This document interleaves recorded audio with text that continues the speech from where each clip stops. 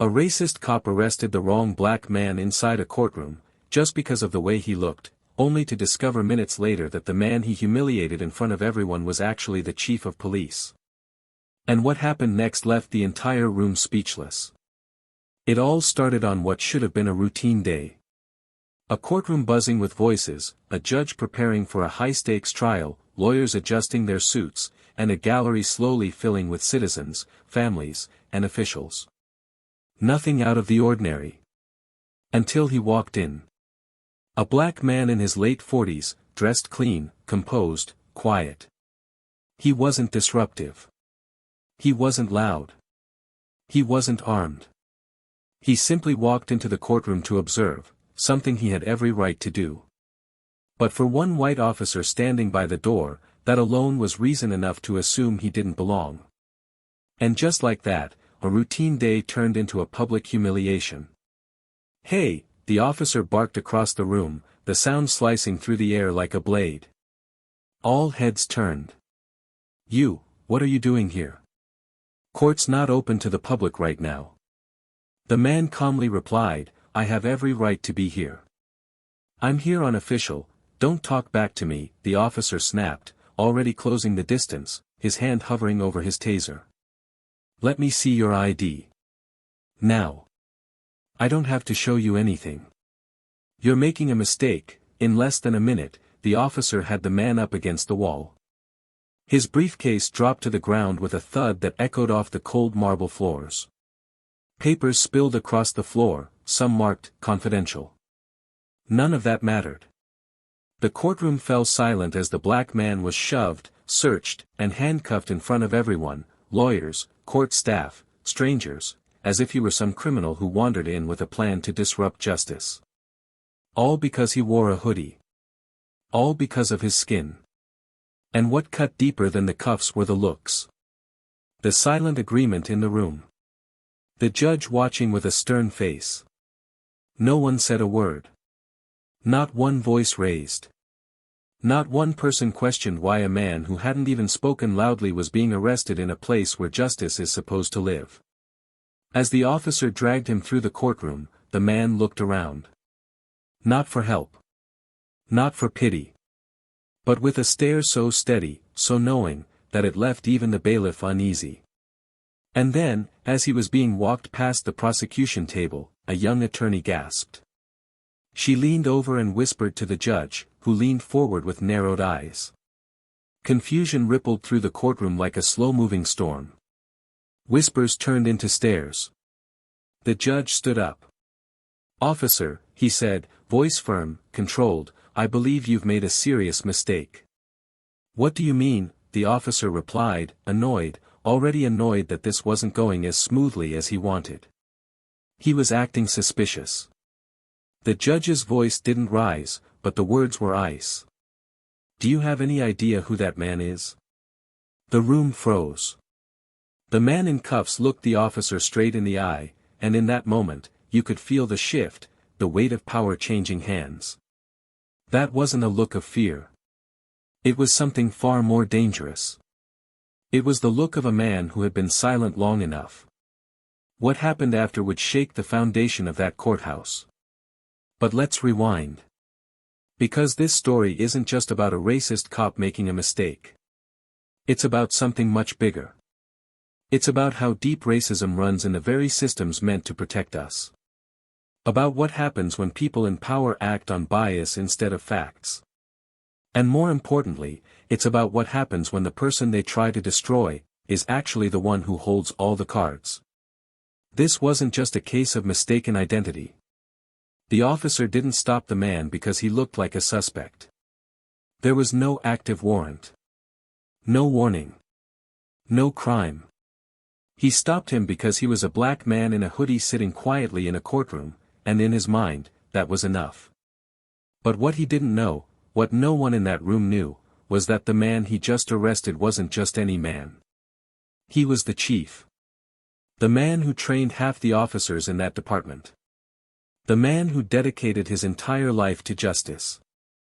The man who'd survived racism, systemic silence, and hate, and rose to the very top. And when the truth finally came out, it wasn't just the officer who had to answer for what he did. The silence of that courtroom would be replaced by gasps, apologies, and a stunning reversal that no one saw coming. Because karma, when it finally comes, doesn't knock. It kicks the door down. But the real question is, what did the chief do next? Did he press charges? Fire the officer on the spot? Or did he do something no one expected, something that would leave not just the officer, but the entire courtroom, in absolute shock? There's only one way to find out. Stay with us.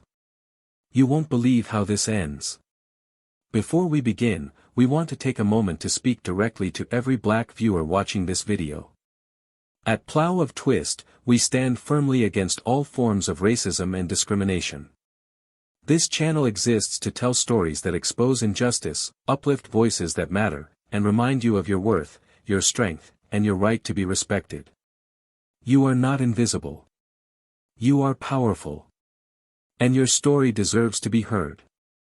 Now, let's dive into today's shocking and emotional story. If you're new here, make sure to subscribe to the channel and hit the like button. We've got more stories that will shake you to your core. Enjoy the twist. The morning light poured through the tall windows of the Shelby County Courthouse, casting long shadows across the polished marble floors. It was one of those crisp spring mornings in Greenville, North Carolina, where the air still held a trace of winter's bite but the sun promised renewal. The courthouse stood like a symbol of justice in the heart of a city still grappling with the weight of its own history, a place where traditions ran deep, and change moved slow. Inside those walls, behind the formality of suits and court transcripts, real lives were shaped, reputations destroyed, and futures decided in the space of a single gavel strike.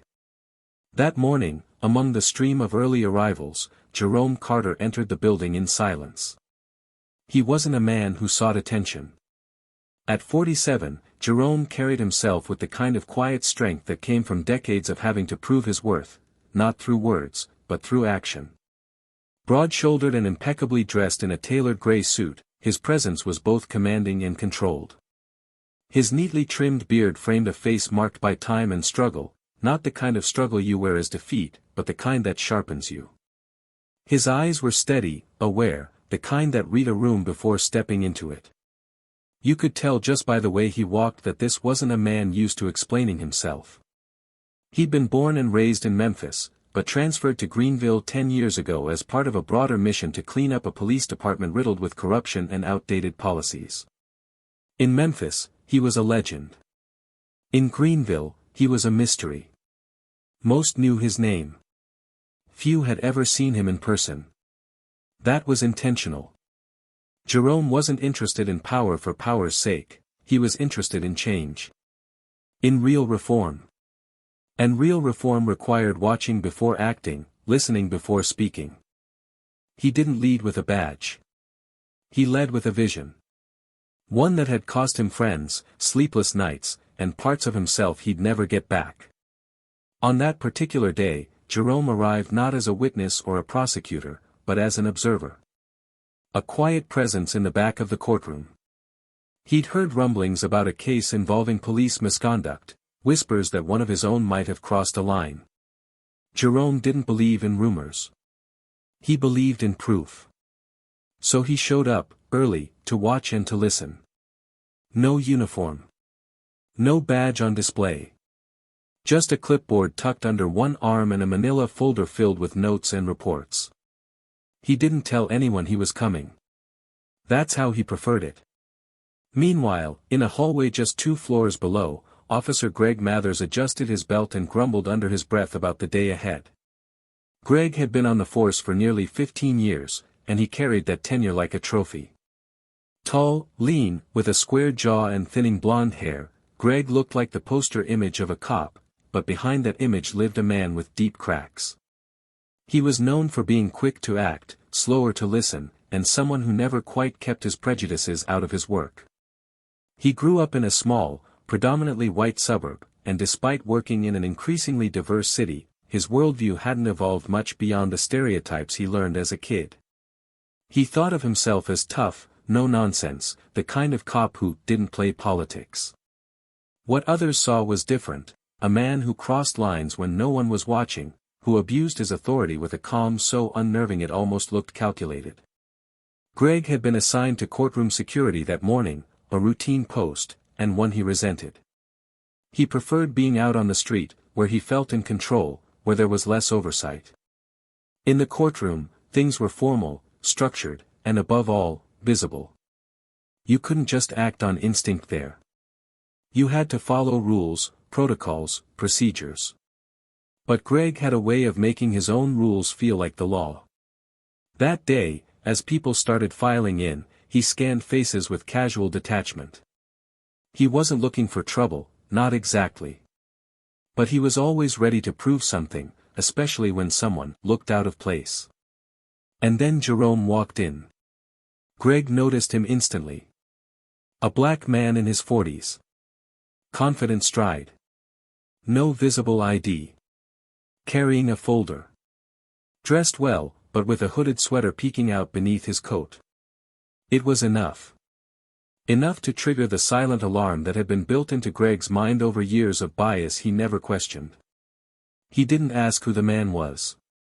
Didn't wait to hear a word. He saw what he wanted to see, a threat. The courtroom hadn't filled yet. The judge was still in chambers. Lawyers were chatting, flipping through files. Greg saw his moment. He approached Jerome fast, hand already half reaching for his belt. It was that stance, the one officers use when they want to intimidate without speaking. "Sir," he said, sharp and loud enough to catch the attention of those nearby. "This area isn't open to the public yet. You need to step outside." Jerome turned to face him. Calm. Unshaken. "I'm here in an official capacity." Greg narrowed his eyes. "Yeah. I didn't see your badge. You got credentials?"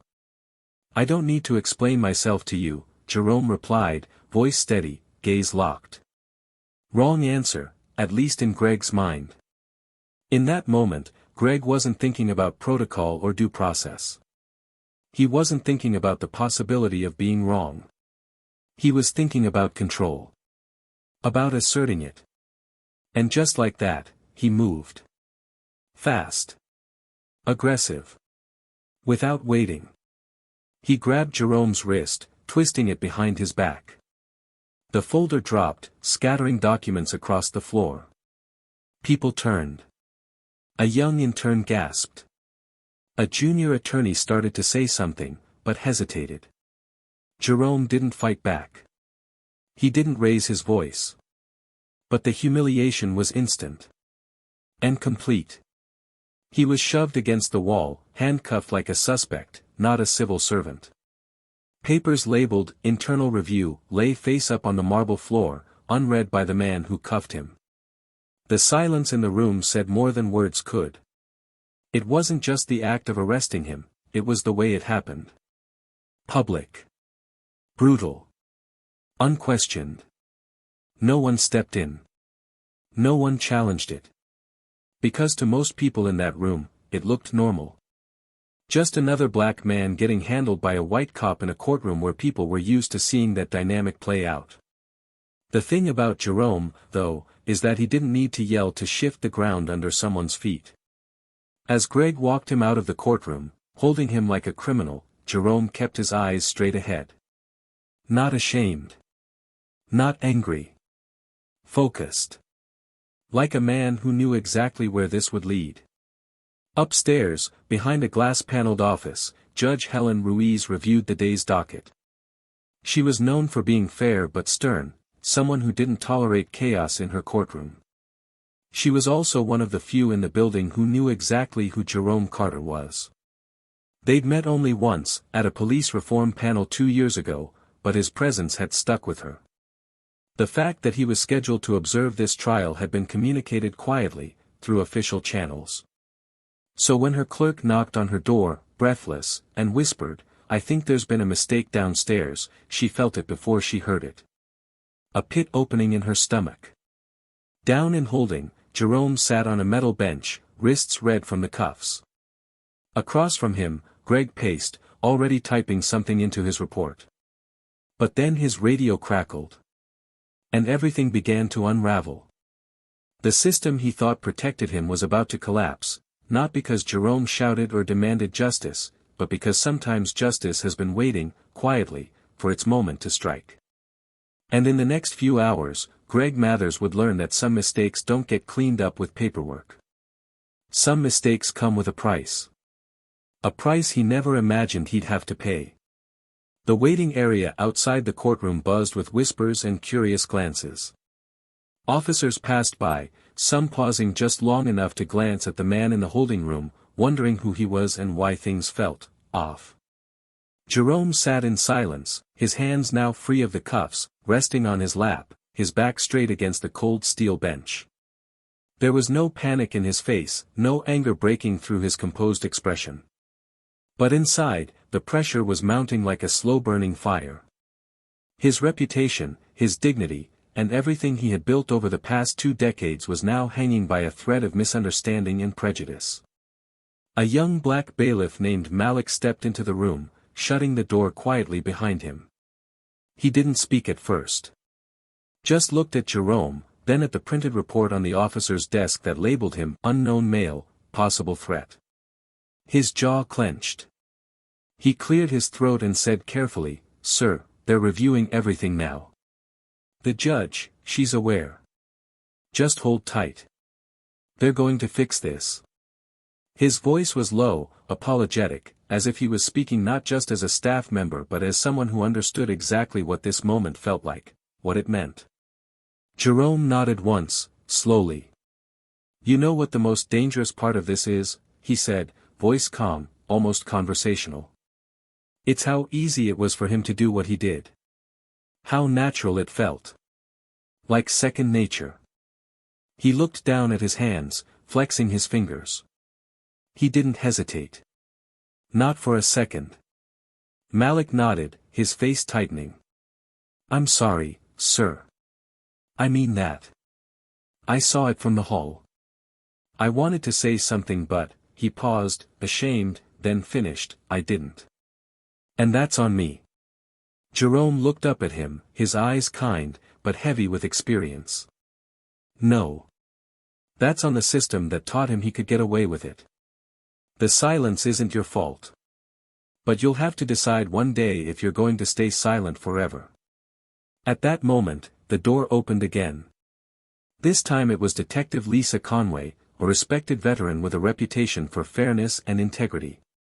Her heels clicked sharply across the floor, and her presence changed the energy in the room. She glanced at Malik, gave him a slight nod, then turned to Jerome with a measured look. "Mr. Carter. I want to personally apologize for what happened this morning. I've already spoken with Judge Ruiz. She's furious. We're handling this. But before we proceed, I need to verify something with you, for the record. Are you the same Jerome Carter listed as Chief of Internal Affairs in the city directory?" Jerome gave her the kind of look that didn't need words, but he spoke anyway. "Yes. I am." Lisa inhaled slowly, then exhaled as if trying to push the tension out of her own body. "Jesus Christ," she muttered under her breath. Then she straightened up. "I'll be honest with you, sir. This is bad. This is worse than bad. This isn't going away quietly." Jerome's voice remained even. "I didn't expect it to." Meanwhile, upstairs in the courtroom, Officer Greg Mathers stood stiffly near the entrance, trying to keep his composure while the murmurs around him grew. Word had begun to spread. A clerk had leaked something. A paralegal had overheard a conversation. One by one, heads were turning, and Greg could feel the shift, the subtle withdrawal of respect from colleagues, the stiff nods, the quick glances. He was no longer the enforcer in the room. He was the question mark. The man whose actions were being whispered about. His confidence, once inflated and untouchable, now shrank with every passing minute. Trying to regain control, he pulled Sergeant Daniels aside, speaking in a low voice. "What the hell is going on? Why is everyone looking at me like I just killed somebody?" Daniels hesitated. "Greg, you need to sit down. There's been a mistake." "Mistake?" Greg scoffed. "That guy didn't belong in the courtroom. He had no ID, no badge. He was just sitting there like he owned the place." Daniels looked him straight in the eye. "That man does own the place. That's Chief Jerome Carter. Internal Affairs. You just arrested the man who evaluates every single complaint against this department." The words hit Greg like a punch to the chest. His mouth opened slightly, then closed again. For a second, he looked like he might collapse. But then the denial kicked in. "No. That's not possible. He didn't say anything. He didn't identify himself, he didn't have to," Daniels snapped, suddenly losing the patience he once had for Greg. "And you didn't ask. You profiled him. You humiliated him. And you did it in a courthouse." Back in the holding area, Lisa stepped outside to make a call, and Jerome stood up, slowly pacing the small space. His mind wasn't on revenge. Not yet. It was somewhere else, somewhere deeper. He thought about the other black men who had sat in similar rooms, stripped of dignity for less. Men without titles. Without power. Men whose stories never made it to courtrooms because they ended in silence. Or worse. He thought about what message he would send next. And how loud it would echo. When he was escorted back to the courtroom, this time it was with two officers who treated him with the respect he deserved. The room fell into a hush as he entered, not because of who he was, most still didn't fully understand, but because of how he walked, with that quiet storm presence that demanded attention without saying a word. Even the judge paused when she saw him. A slight furrow in her brow. Recognition. Shock. Greg was still standing. Still trying to act like everything was fine. But when Jerome stopped just a few feet from him, turned his eyes on him, and spoke for the first time in front of everyone, the silence was absolute. "You know what's worse than being falsely accused?" Jerome said, loud enough for the entire courtroom to hear. "It's being falsely accused by someone who's sworn to uphold the law. Someone who sees a black man in a suit and assumes he doesn't belong."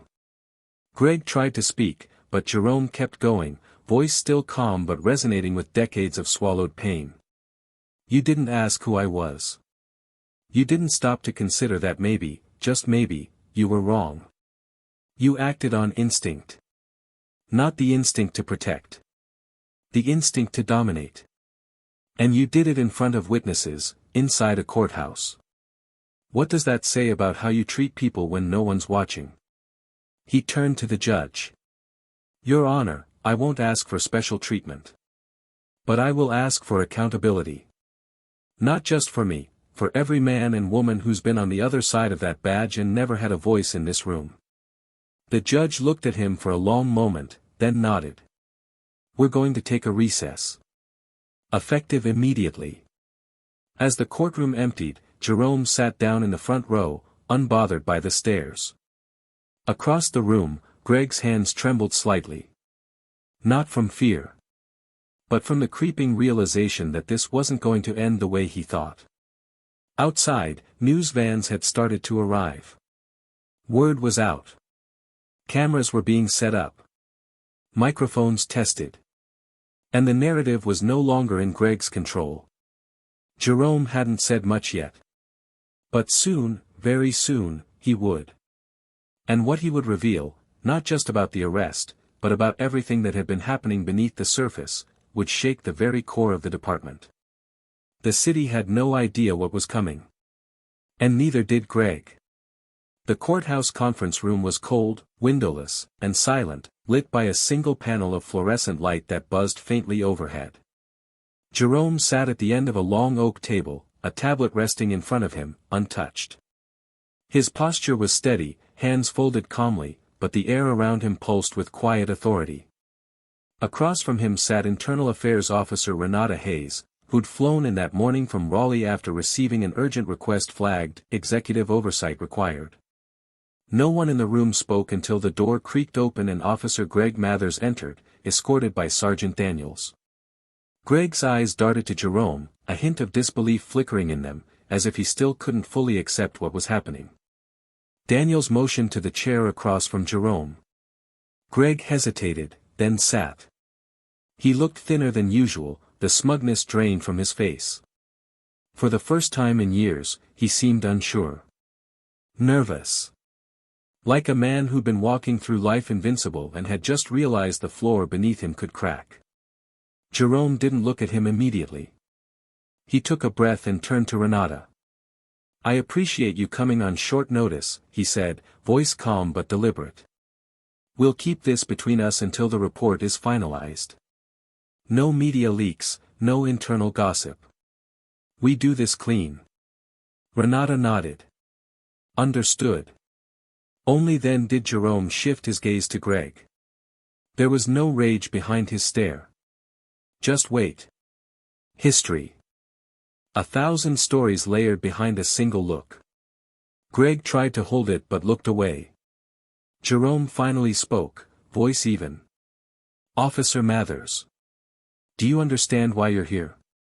Greg cleared his throat. "Yeah. Because I did my job and it turns out the guy I arrested has more pull than I expected."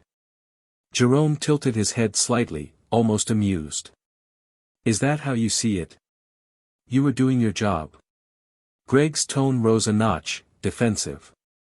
"I saw a man who didn't have credentials, who was in a restricted space before court began, acting suspicious. I followed procedure." "No," Jerome replied, his voice suddenly firmer. "You followed your instinct. Your unchecked, unexamined instinct. The one that tells you a black man in a hoodie doesn't belong in a courtroom unless he's in cuffs." Greg scoffed. "This again. I didn't see a black man. I saw someone who didn't follow the rules." Jerome leaned forward, eyes narrowing. "Don't lie to me in this room. Not now. You didn't ask my name. You didn't check my ID. You didn't ask why I was there. You saw my face, my skin, and you decided I was a threat. You humiliated me in front of a courtroom full of people. And then you filed a report framing me as hostile to justify it." Greg clenched his jaw, but the words didn't come. Jerome reached for the tablet and tapped the screen. A video began to play, security footage from the courtroom. The arrest. The voices. The silence of the room. Every second of it captured. There were no missing pieces. No distortion. Just raw reality. And as the sound played, Greg's voice raised, Jerome's calm replies, the forceful takedown, the tension in the room grew like pressure under glass. Greg stared at the screen, his face slowly draining of color. He turned toward Renata. "You're really going to let this ruin my career?" "One incident." Jerome interrupted. "One incident. Greg, I've been compiling reports on your conduct for 3 years. This isn't about that morning. That morning was the culmination. You've been protected by silence, by your seniority, by a system that was built to excuse men like you. But not today." Renata leaned forward. "We pulled every use of force report you filed in the last 5 years. The racial disparity is undeniable. 72% of your stops involved Black or Latino individuals. 40% had no probable cause listed. 12 formal complaints. Not one followed through. Until now." Greg's eyes widened. "You're digging up old files now. You're trying to bury me." Jerome's voice grew heavier, though it never rose. "No. I'm showing you what accountability looks like. Something you've avoided your entire career."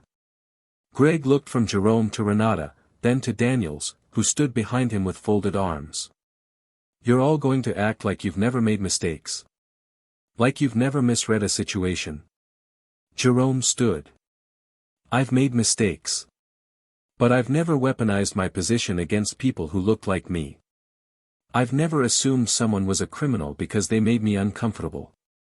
And I've never handcuffed someone in front of their peers without even asking their name.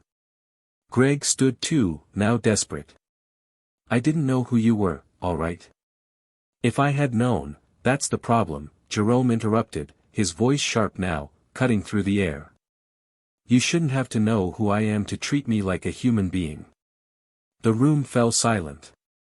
Jerome stepped back, adjusting the cuffs of his jacket. Effective immediately, Officer Mathers is suspended without pay pending final review. A full disciplinary board will be convened.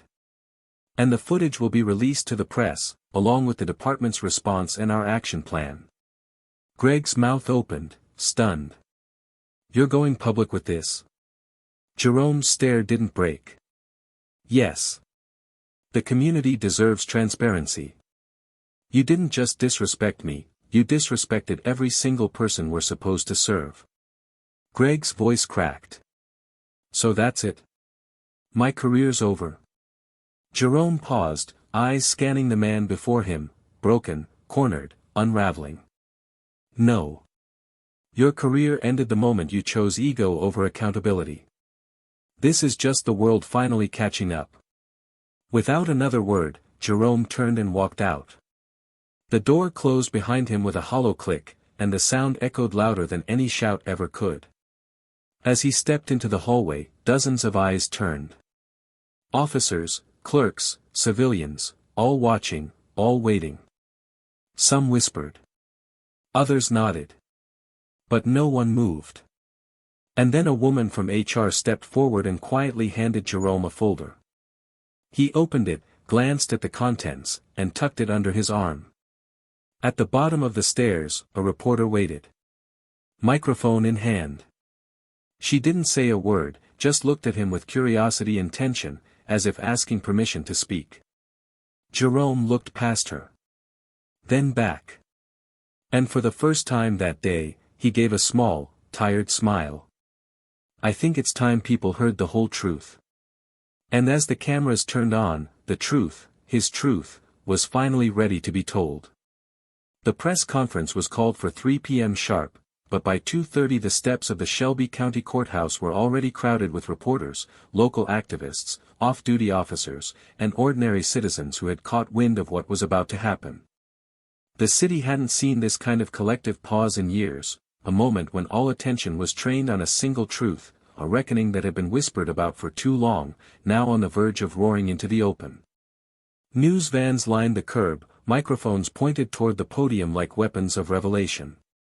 Jerome stood inside the courthouse lobby watching through the glass doors as the crowd grew.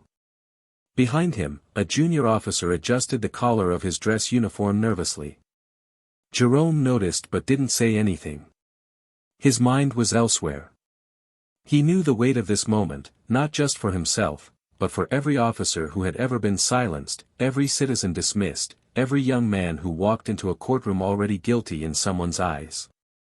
As the hour struck, Jerome stepped through the doors and into the sunlight.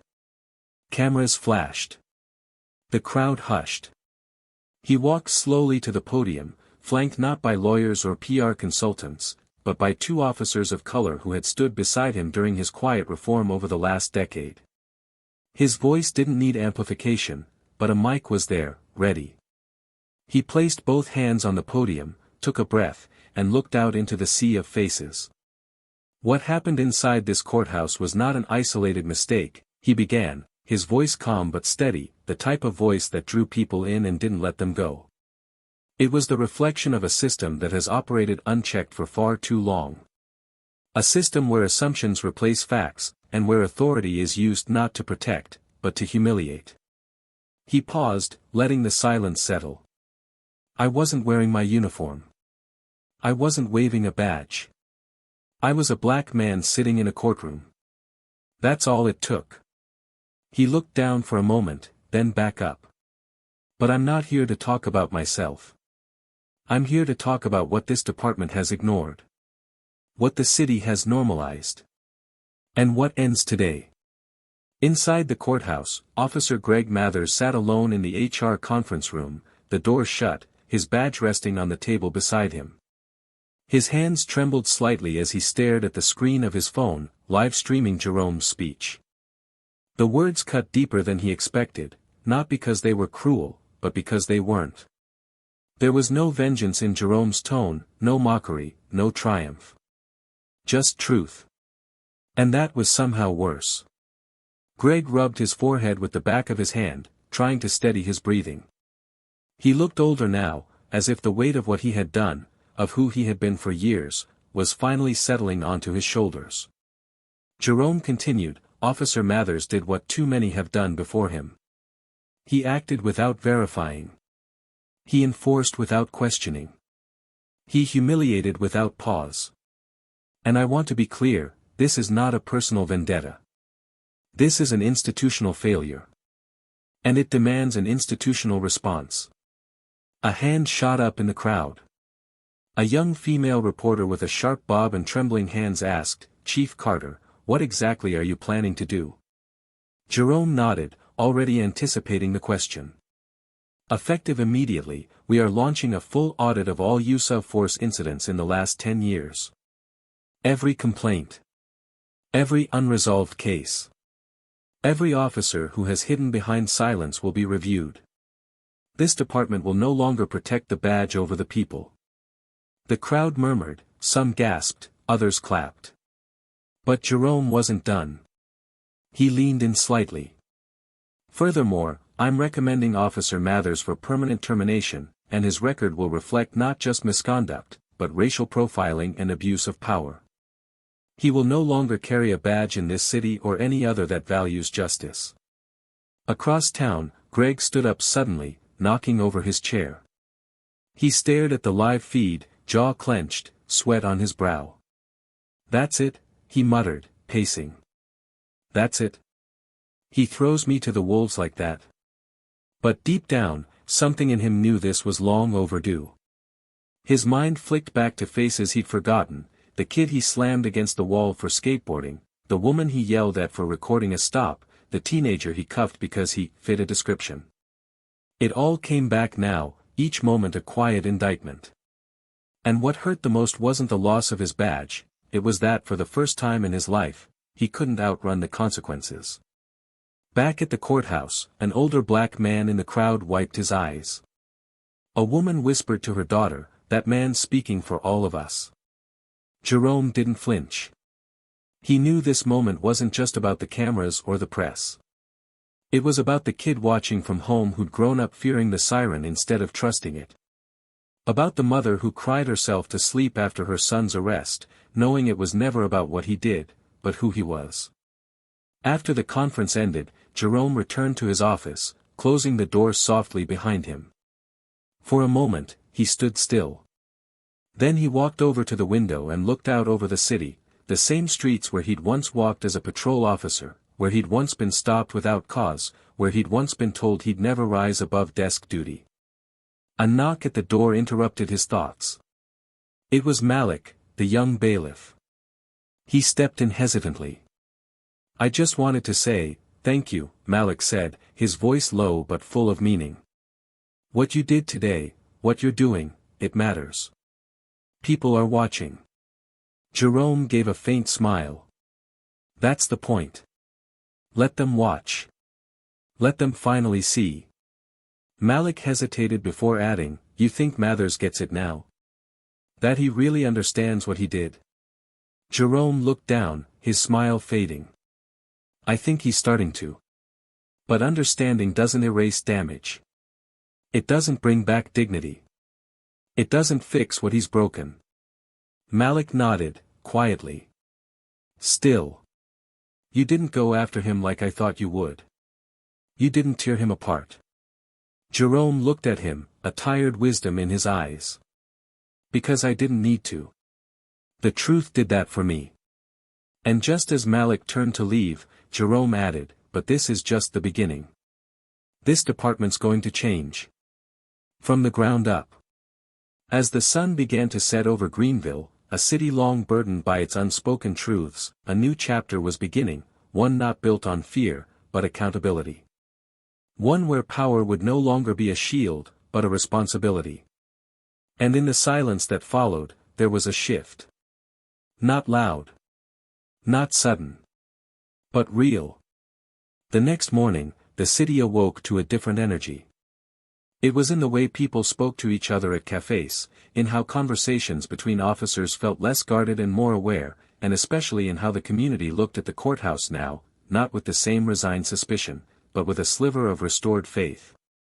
The footage of Jerome's arrest had gone viral overnight, played across national news and dissected on every panel.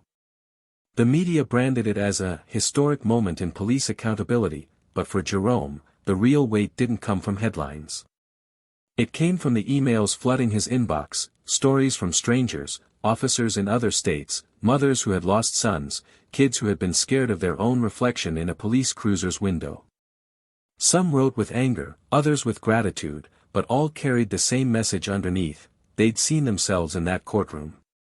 Inside his office, Jerome sat in a quiet stillness, reading through those messages, one by one. He didn't rush. Every line meant something. Every word chipped away at the wall that had stood between the people and the system for too long. He had become more than a chief. He was now a symbol, and symbols carried weight. But weight, as he well knew, had to be carried carefully. It could crush you if you let it. And more than anything, Jerome knew this wasn't the end of something. It was the middle of a long, treacherous climb. Later that day, a closed-door meeting was called by the City Oversight Committee. They wanted clarity, accountability, and assurance that the department wouldn't descend into chaos now that the public eye was so fiercely focused on them. Jerome arrived early, as he always did, wearing the same calm expression that had now become familiar to the entire country. Across the long conference table sat Councilman Arthur Price, a man whose political survival depended heavily on avoiding scandal and preserving public image. Arthur was the kind who shook hands tightly, smiled widely, and spoke in careful phrases that made everyone feel like they were being listened to, even if they weren't. Arthur cleared his throat and began, "Chief Carter, first, let me say what you did took courage. Tremendous courage. I think I speak for everyone here when I say, we commend your leadership." His voice softened on the word, commend, like he wanted it to do more than it did. Jerome leaned forward slightly, no smile, just truth. "I didn't do it to be commended, Councilman. I did it because it had to be done." Arthur nodded quickly, too quickly. "Of course. Of course.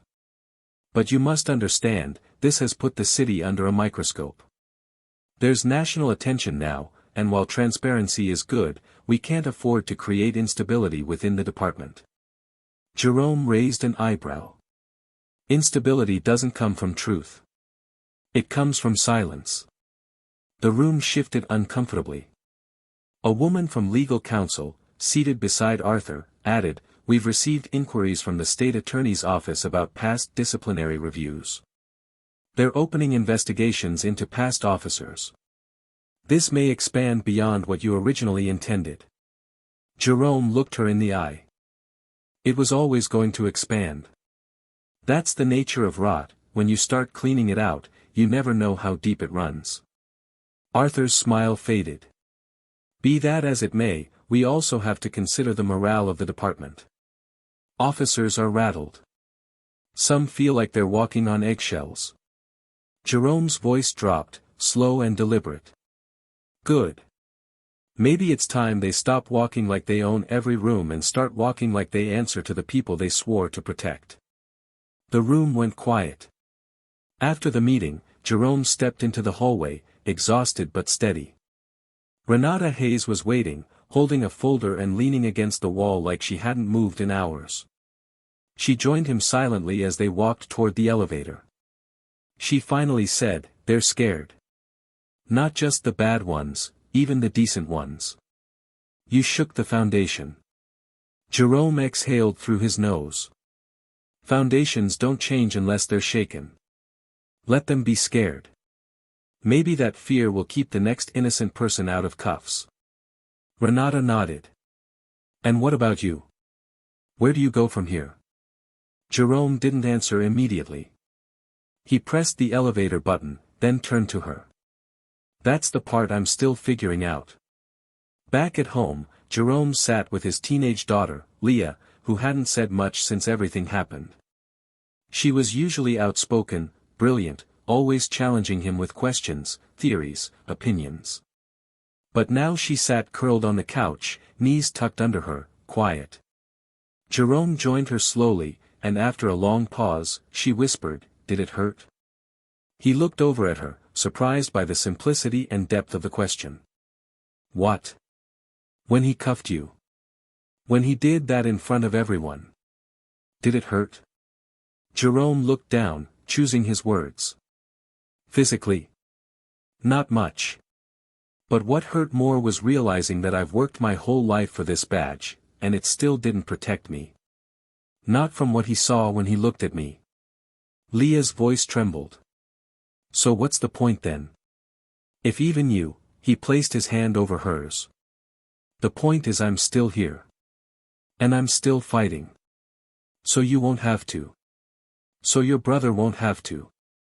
That's the point." Leah looked away, blinking fast. "I hate that you have to be strong all the time." Jerome nodded slowly. "Me too." Meanwhile, Greg sat alone in his apartment, his badge already turned in, his phone on silent. The world outside hadn't changed much for him, but inside, he felt like he was floating in space, no ground beneath him, no direction. He scrolled through comment sections filled with his name, most of them damning, some vicious. But one caught his attention.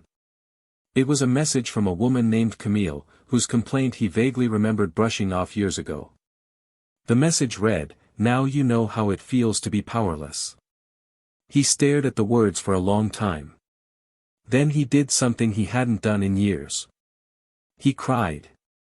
Not loudly. Not performatively. Just quiet, shame-filled tears. The kind that come when the lie you've lived starts crumbling inside you. That evening, the city board released a statement confirming Jerome's internal reforms would be fully funded and monitored by a third-party group. It was a huge win, structurally, symbolically, but Jerome barely paused to celebrate. Because victory in one battle didn't mean the war was over. And deep down, part of him wrestled with something heavier. Not the guilt of what had happened to him, but the burden of being the symbol people now looked to for salvation. He wasn't sure how long he could hold that weight before it consumed him. That night, lying in bed with the city lights flickering through the window, he whispered to himself, "Where do we go from here?" And somewhere in that quiet question, there was the beginning of another chapter. Not one written yet, but waiting. Waiting for those brave enough to keep walking, even when the ground beneath them still felt like glass. The following days unfolded with a mix of discomfort and hope, like an old city adjusting to new light after years of darkness. Jerome's face was everywhere, on news broadcasts, community forums, podcast covers, college lectures. People weren't just discussing the arrest anymore. They were dissecting the culture behind it, the buried rot, the subtle bias that had grown into something visible and unavoidable. Across police departments in neighboring counties, similar conversations started quietly behind closed doors. Officers who had dismissed prior complaints were now re-evaluating their choices. But the shift wasn't just institutional, it was deeply personal. For Jerome, the spotlight was never the goal. Yet now, under its glare, he found himself having to answer to more than just the city. He had to answer to himself, to the question he kept avoiding: what would he do with all this power now that everyone was watching? He wasn't sleeping much. His mind was loud at night, turning over memories he hadn't touched in years. Like the first time he was stopped as a teen, walking home from track practice. How the officer's flashlight felt more accusatory than any word. How he'd learned to lower his eyes when speaking to white cops, to keep his hands visible at all times, to speak clearly but never with challenge. Those lessons had followed him into adulthood.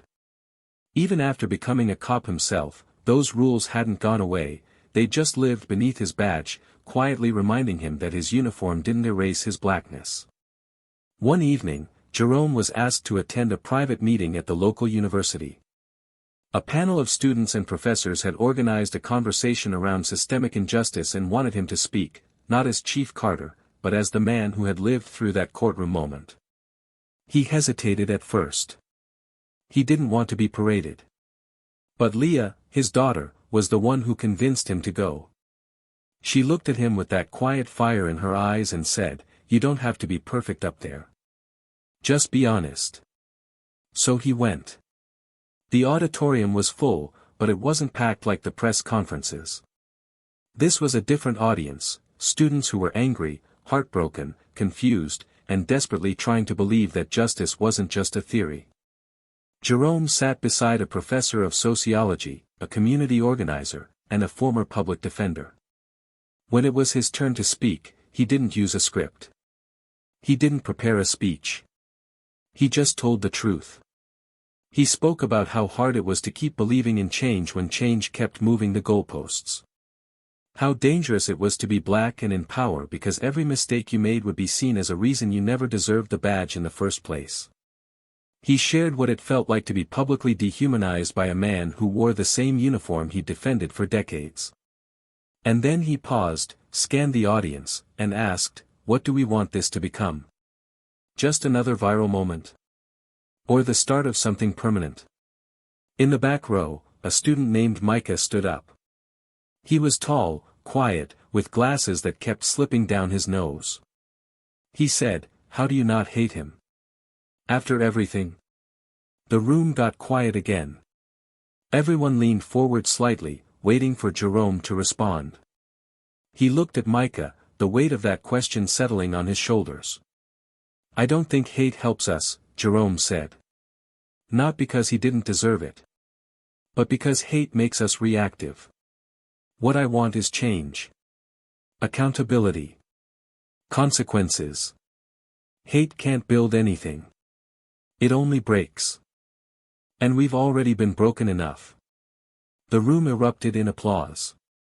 Not the loud kind, but the long, steady, respectful kind, the kind that acknowledges someone just put something painful into words they couldn't find themselves. After the event, as the crowd thinned out, Micah approached him quietly. "I didn't mean to challenge you," he said, his voice soft. I think if it were me, I wouldn't have stopped myself. I don't think I could have held all that in." Jerome smiled, tired but sincere. "That's okay. You're not supposed to know how to carry that yet. That's what we're here for. To help you learn where to put the pain, so it doesn't turn into something that poisons you." The conversation stayed with Micah. Just like the courtroom moment stayed with millions. And as Jerome walked back to his car that night, he looked up at the quiet sky and felt something he hadn't felt in weeks: clarity. Not peace. Not closure. But clarity. The road ahead would still be brutal. But it was visible now. And that was something. Across town, Greg sat in the tiny office of a department-assigned counselor. It had taken him days to agree to the session. At first, he treated it like a checkbox. Another thing the board was forcing him to do. But now, sitting across from a woman who didn't flinch at his anger, he started to unravel. He spoke about how his father had been a cop too, the kind who said, "Don't trust M," and meant it. How he was taught to fear black neighborhoods. How he thought being tough meant never second-guessing himself. He admitted, quietly, how often he'd acted out of instinct that he'd never examined. The counselor listened without judgment, but she didn't coddle him.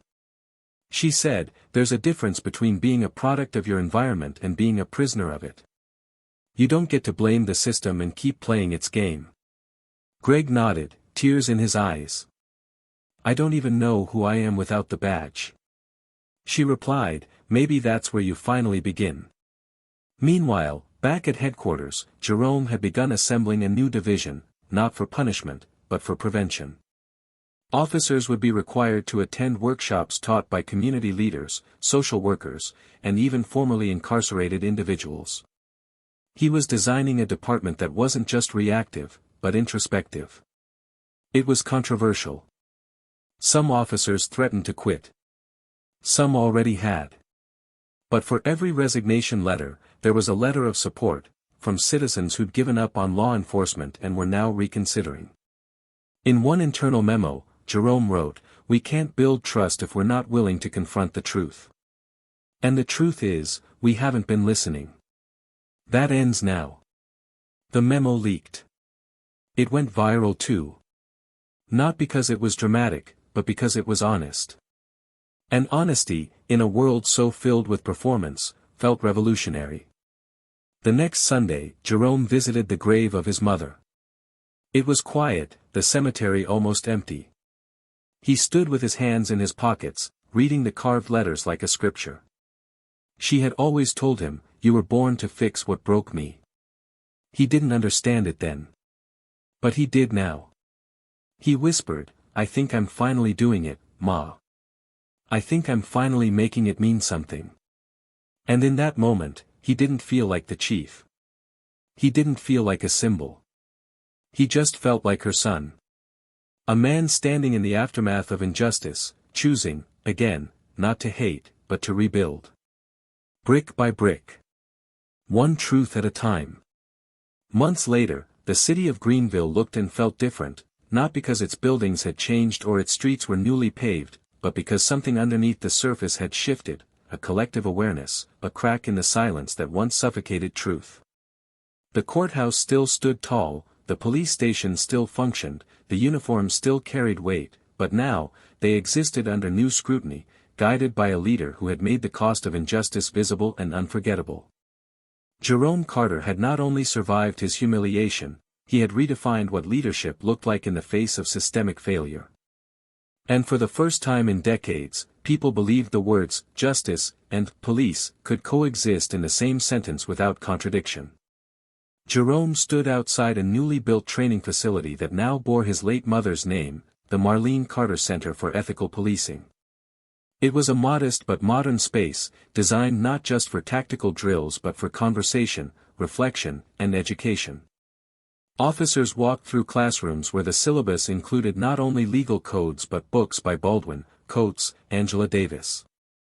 Community members were invited to teach sessions, and every new recruit was required to complete a mentorship program with a civilian leader before earning their full badge. It wasn't perfect, nothing ever would be, but it was real. Tangible.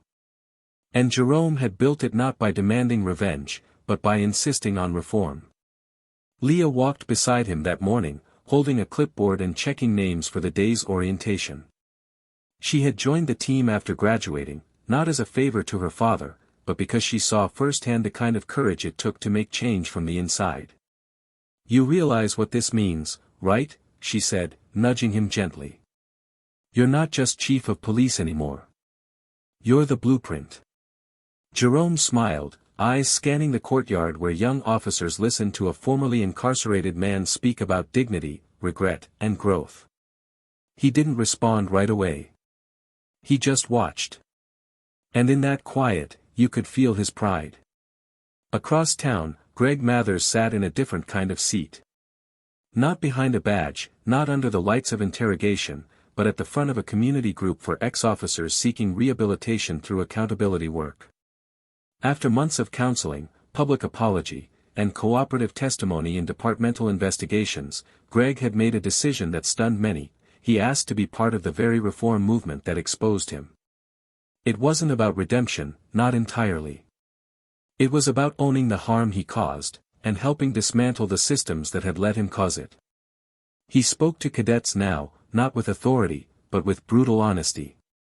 "I wasn't born a racist," he once said during a seminar, "but I chose not to question the things I was taught. And those choices, they hurt people. They damaged trust. And trust doesn't grow back easy." Some didn't believe him. Some never would.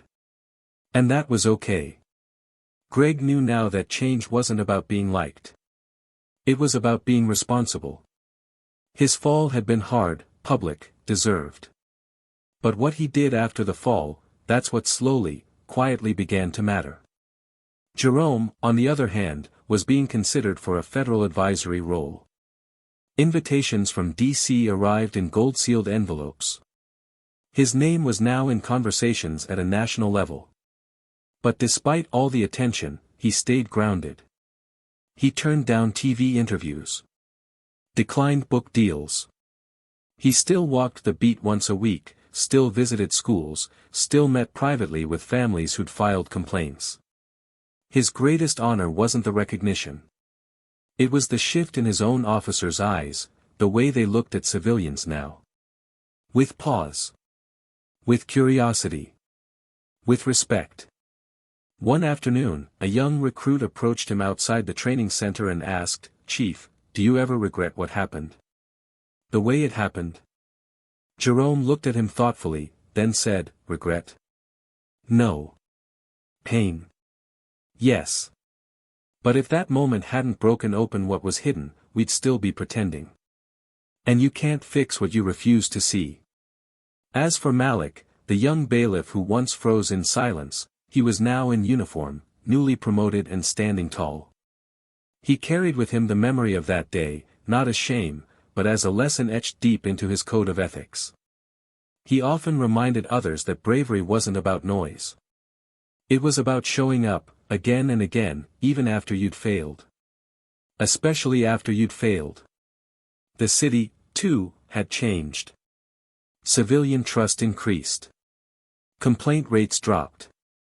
Community boards had real authority now, not just ceremonial titles. And though racism hadn't disappeared, it never would, it was no longer invisible. No longer ignored.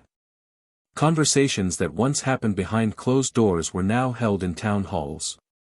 Young people who once dreamed of leaving Greenville were now staying, investing, believing they could make it better. And Jerome? He stood on the rooftop of the police headquarters one late evening, the city skyline glowing beneath a deep blue sky.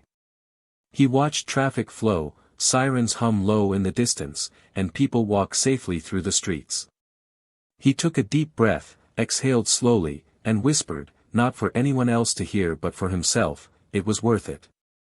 Because it was. Every bruise. Every doubt. Every sleepless night. Worth it. Now, to you, the one who just lived this story with us, let's take a breath together. How many times have we seen injustice go unchecked because it didn't happen to us? How often do we choose silence because speaking up feels inconvenient, risky, or lonely? What would happen if, instead of waiting for someone else to fix it, we stood in the fire ourselves and said, "Not this time"? Jerome's story isn't just about a racist cop or a viral moment. It's about the cost of dignity. It's about what happens when someone refuses to be broken, not out of pride, but out of purpose. And maybe the question now isn't, why does this keep happening, but rather, what role do I play in stopping it? So now I ask you, what would you have done in that courtroom? Would you have spoken up? Would you have stayed silent? And more importantly, what will you do next time? Let us know in the comments, your thoughts matter here. Every story we tell is a chance to reflect, to grow, and to take one step closer to the world we all deserve. And if this story moved you, if it made you think, feel, or question something deeper, don't forget to subscribe to Tales of Twist for more powerful stories that shine a light on the moments that change lives forever. Hit that like button, share this with someone who needs to hear it, and we'll see you in the next twist.